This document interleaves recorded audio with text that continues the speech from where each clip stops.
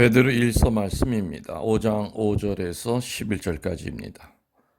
사랑하는 여러분, 여러분은 모두 겸손의 옷을 입고 서로 대하십시오. 하느님께서는 교만한 자들을 대적하시고 겸손한 이들에게는 은총을 베푸십니다. 그러므로 하느님의 강한 손 아래에서 자신을 낮추십시오. 때가 되면 그분께서 여러분을 높이실 것입니다. 여러분의 모든 걱정을 그분께 내맡기십시오. 그분께서 여러분을 돌보고 계십니다. 정신을 차리고 깨어 있도록 하십시오. 여러분의 적대자 악마가 으르렁대는 사자처럼 누구를 삼킬까 하고 찾아 돌아다닙니다. 여러분은 믿음을 굳건히 하여 악마에게 대항하십시오. 여러분도 알다시피 온 세상에 퍼져 있는 여러분의 형제들도 같은 고난을 당하고 있습니다. 여러분이 잠시 고난을 겪고 나면 모든 은총의 하느님께서 곧 그리스도 예수님 안에서 당신의 영원한 영광에 참여하도록 여러분을 불러주신 그분께서 몸소 여러분을 온전하게 하시고 굳세게 하시며 튼튼하게 하시고 굳건히 세워주실 것입니다. 그분의 권능은 영원합니다. 아멘.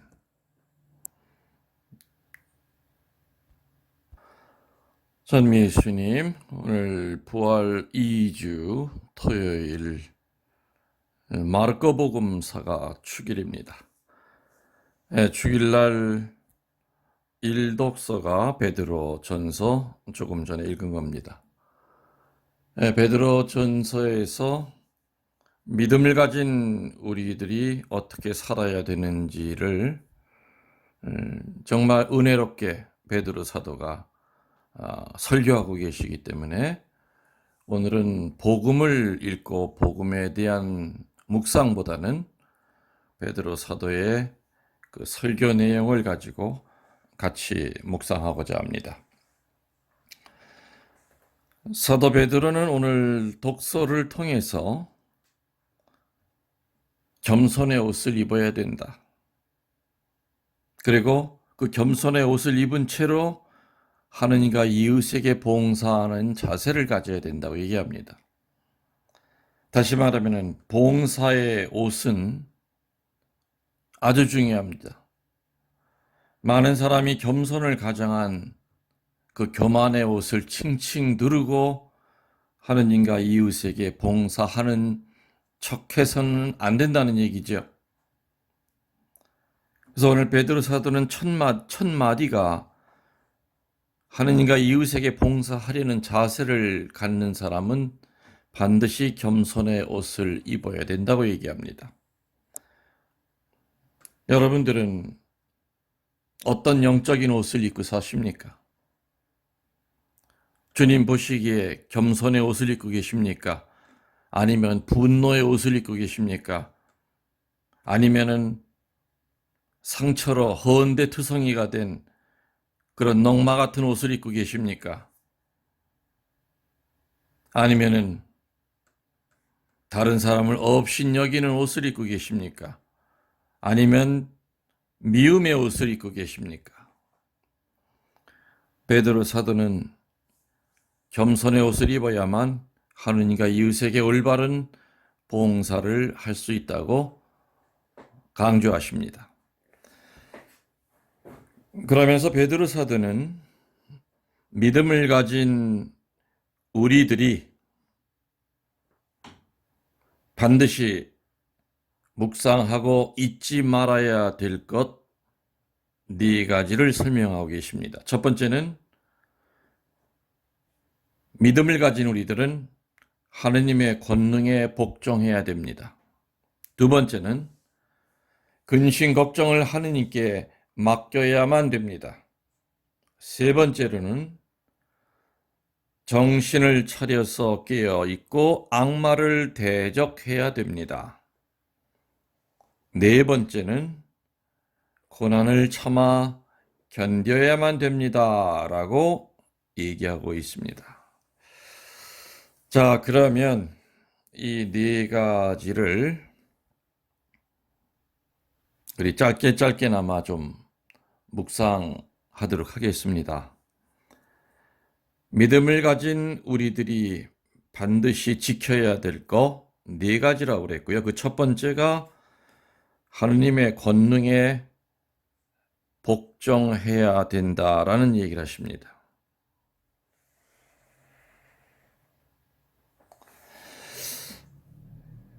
이 복종이라고 하는 말은 노예 근성을 뜻하는 것이 아닙니다. 그러나 자칫 잘못하면 노예 근성이 될 수가 있습니다. 다시 말하면 복종하는 그 대상이 누구냐에 따라서 거룩한 복종이 될 수 있고 노예 근성이 될 수 있다는 얘기지요. 하느님의 전능하신 손 아래 겸손하게 놓여지기를 애써라 하는 것이 바로 복종입니다. 인간의 권력 안에 복종하고 살 수 있습니다. 그것은 노예의 근성입니다. 돈의 위력 앞에 복종하는 사람들이 있습니다. 또는 쾌락의 유혹 앞에 무너져 내리는 사람들이 있습니다. 우리가 유일하게 복종해야 할 그분은 돈도 아니고 권력도 아니고 그리고 쾌락도 아니지요. 하느님의 권능뿐입니다. 하느님의 권능. 신명기 3장 24절에서 주님께서 그 억센 손으로 주님의 위대하심을 저에게 보여주셨습니다. 그리고 신명기 9장 26절에서 보면 주님께서 크신 힘으로 이 백성을 건져주시고 주님의 것으로 삼으셨습니다. 라고 얘기하고 있지요. 하느님의 권능은 그리고 그 권능 앞에 우리들이 복종할 때는 하느님의 권능은 반드시 우리를 선으로 인도해 주십니다. 이러한 하느님의 인도하심을 믿음과 겸손으로 받아들인다면 하느님은 그 전능하신 손으로 우리를 감싸 주신다는 뜻일 겁니다. 그렇기 때문에 예수님을 따르려 하는 사람들은 자신이 어떠한 처지에 있다 하더라도 절대로 자기 신세를 원망하거나 불평함이 없이 하느님께서 온전히 이끌어 주시기를 청하면서 하느님의 전능하신 손 아래 겸손되이 의지할 줄 아는 생활 자세를 가져야 한다는 거, 오늘 베드로 사도가 우리에게 권고하는 강력한 충고의 첫 번째 말씀입니다. 두 번째로 믿음을 가진 우리들이 잊지 말아야 될 것은 뭐라고 그랬습니까? 근심 걱정을 하느님께 맡겨야 된다. 믿음을 가진 이들은 세상의 근심 걱정을 하느님께 맡길 줄 알아야 한다는 겁니다. 근심 중에 기도하는 자가 있습니다. 걱정 중에 기도하는 자가 있습니다. 제가 많은 이야기하는 그 중에 강조했던 거 기억나시죠? 많은 사람들이 걱정하면서 기도하는 것으로 착각하고 있다는 겁니다. 걱정하면은 해결되는 건 아무것도 없습니다. 오히려 더 우울하고 마귀만 들끓습니다. 그러나 기도하면은 답이 나옵니다. 그리고 기적이 일어납니다. 그래서 마귀들은 어떻게 해서든지 기도하는 자가 참다운 기도를 못하게끔 근심과 걱정만 하게 합니다. 그리고 그 근심하고 걱정하는 것을 기도인 것으로 알아듣게끔 합니다. 그래서 우리들은 절대로 근심 중에 기도하는 자 돼서는 안 되고, 걱정 중에 기도하는 자 돼서는 절대로 안 된다는 겁니다. 우리는 하여튼 확신을 가지고 하느님께서 우리를 기도 중에 돌보신다는 그 믿음을 가져야 됩니다. 루이 에블리라는 프랑스 신부님이 쓴 책의 제목이 뭐냐면은 인간에게 비는 하느님이라고 하는 책이 있습니다. 아주 명저죠. 사람이 인간에게 비는 것이 아니라 하느님께서 우리 인간에게 간절히 애절히 빌고 계시다는 겁니다.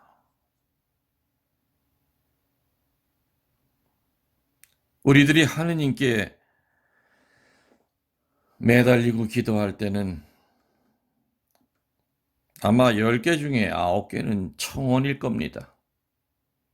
하느님께 찬미와 감사보다는 발등에 떨어진 이 불똥 빨리 해결해 주십시오 하는 기도 할 때가 훨씬 많습니다. 그러나 우리의 기도의 내용은 그럴지라도 하느님께서 우리를 빌어주실 때 그 하느님의 기도의 내용은 우리들에게 무엇을 바라거나 청하거나 요청하는 기도가 아니죠. 하느님의 기도는 바로 사랑입니다.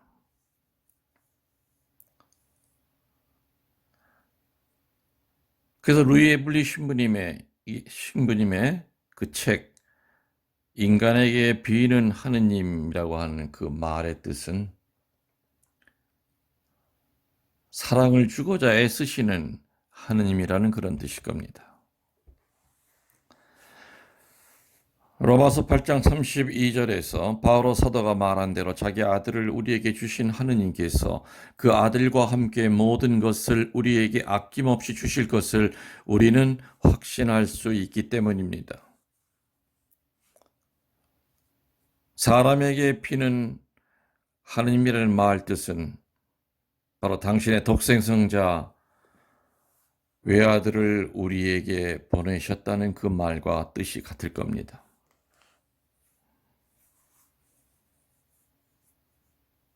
독생성자를 보내요. 하느님께서 우리를 얼마나 사랑하고 있는지를 거듭거듭 깨닫게 해주시려고 무던히도 애쓰다 가신 그런 외아들이었습니다. 세 번째로 그리스도를 따르는 사람들은 정신을 바짝 차려 깨어서 믿음 갖고 악마를 대적하라고 일러주고 계십니다. 우리가 많이 하는 말 중에 하느님께 모든 거 맡깁니다 라는 말을 많이 하지요.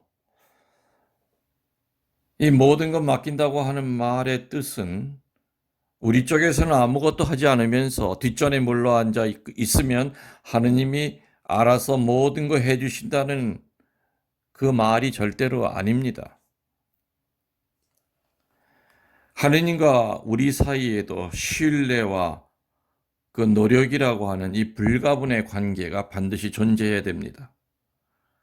매일매일의 생활 속에서 각자에게 주어진 모든 것을 있는 힘을 다해서 해결하고자 노력하면서 우리의 능력이 못 미치는 것까지도 주님의 이끄심에 의뢰하는 자세가 바로 하느님께 모든 것 맡깁니다 라는 말의 뜻입니다. 주님 오늘 모든 것 주님께 맡깁니다 라는 말의 뜻입니다.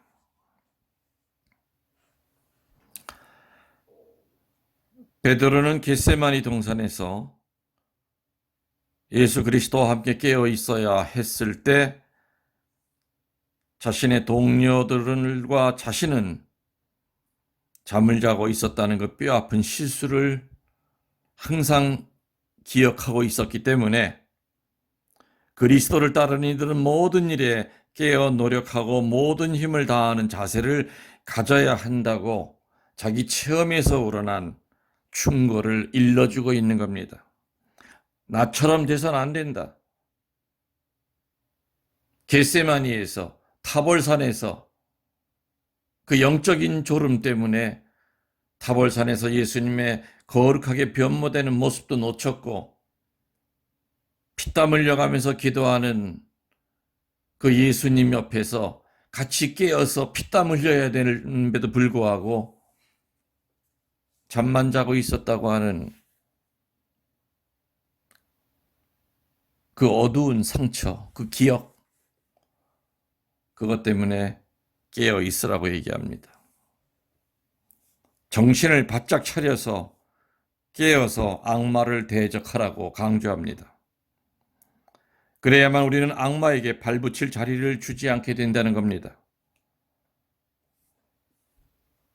또한 베드로 사도는 악마가 자기를 정복해서 스승이신 주님이신 예수님을 3번이나 부인하게 만든 사실을 뼈아프게 기억하고 있기 때문에 악마에 대한 어쩌면 아주 깊은 컴플렉스가 있습니다. 예수님을 따라서 예수님과 함께 성실하고 신실되게 살려고 하는 사람에게는 어쩌면은 내버려둬도 스스로 망가질 사람과는 비교가 안 되게끔 더 강하게 유혹을 합니다. 악마가.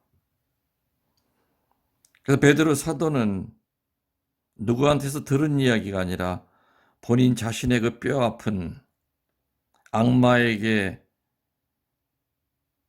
영혼을 넘겨주었던 그런 여러 순간들, 치욕스러운 순간들, 전과자라고 하는 그 순간들을 아주 뼛속에 기억하고 있기 때문에 양들에게 절대 나 같은 그러한 과오를 되풀이해서는 안 된다는 것을 강조하고 있습니다. 마지막 4번째로 베드로는 믿음으로 인해 당하는 고통을 두려워하지 말고 참고 받아들여 극복해야 한다고 강조하고 있습니다. 믿음은 태평하고 안이한 생활 속에서 결코 얻을 수 있는 영적 가치가 아닙니다. 평화, 기쁨도 마찬가지입니다. 인생의 쓰라림, 그리고 고통 뒤에는 분명히 그 상처라고 하는, 고통이 준 흔적이라고 하는 그 상처에 대한 아픔도 여전히 밑에 깔려 있지만, 그러나 무언가 성숙된, 고통당하기 전보다 고통당하고 난 후에 받은 그 은혜가 고통으로 인한 각인된 상처보다 훨씬 더 가치가 커집니다. 우리는 살면서 원치 않는 육신의 고통을 당할 때도 있고요. 또 마음의 슬픔 때문에 괴로워할 때도 있습니다. 이럴 때마다 우리들은 둘 중 안에 하나를 선택해야 됩니다. 첫 번째는 이 육체의 고통과 마음의 슬픔에 져서 그 앞에 무릎을 꿇고 내가 주저앉은 사람으로 전락해야 될 것이냐, 아니면 이 육체의 고통과 마음의 슬픔을 담대하게 이겨난 다음에 이 세상 어디서도 얻을 수 없는 견고한 하느님의 축복을 느끼고 또한 균형 있는 인격으로 부활하느냐 하는 그 선택을 해야 된다는 얘기일 겁니다.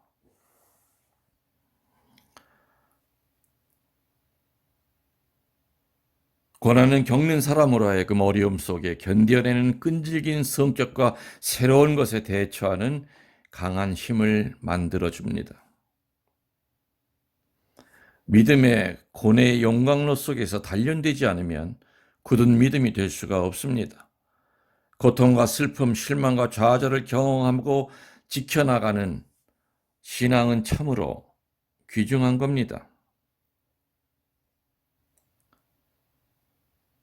바람은 약한 불길은 꺼버립니다. 그러나 바람은 강한 불길을 더욱 큰 불길로 타오르게 부채질해 준다는 것은 우리들이 잘 압니다. 믿음이 따르는 신앙의 경우도 별반 다를 게 없다고 생각이 됩니다.